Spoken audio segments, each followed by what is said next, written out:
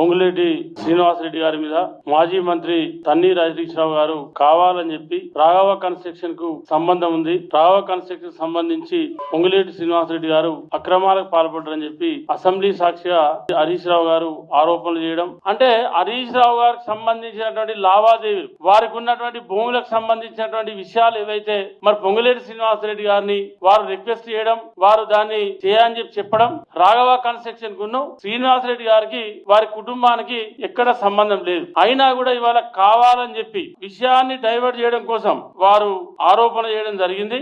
ఏదైతే వారు ఇప్పుడు ఇలా ఆరోపణ చేసినో మరొక రోడ్డు నిర్మాణం కోసం అవసరమైనటువంటి బ్లూ చిప్స్ ను రాఘవ కన్స్ట్రక్షన్ తీసుకుంది. రాఘవ కన్స్ట్రక్షన్ కూడా వీరి పేరు మీద లేదు. తిరుమల కన్స్ట్రక్షన్ కంపెనీలకు సంబంధించిన వ్యవహారం మరి వాళ్ళ పేరు మీద ఉన్నట్టు కూడా ఇవాళ ఆధారాలు ఉన్నాయి. నేను అడుగుతా ఉన్నా హరీష్ రావు గారు, కానీ మీరు వట్టిగానే మంత్రి మీరు పోయి అడిగితే మీ భూములకు సంబంధించి మీరు అడిగింది చేయకపోతే మీరు దీన్ని అంతా రాద్ధాంతం చేశారు. ఎందుకంటే మీ ఆలోచన అంత ఏంటంటే ఒక అబద్ధాన్ని చాలా గొప్పగా ఇది నిజం అనేటువంటి చెప్పేదానిలా మీరు సిద్ధహస్తులు. కానీ 10 ఏళ్ళు మీరు ప్రభుత్వంలో ఉన్నాక కూడా ఇన్ని అబద్ధాలు ఆడడం అనేది ఇది కరెక్ట్ కాదు. విషపూరితమైనటువంటి ఆరోపణలు మీరు చేసేటువంటివన్నీ మానుకోవాలని చెప్పి మీకు నేను విజ్ఞప్తి చేస్తా ఉన్నా.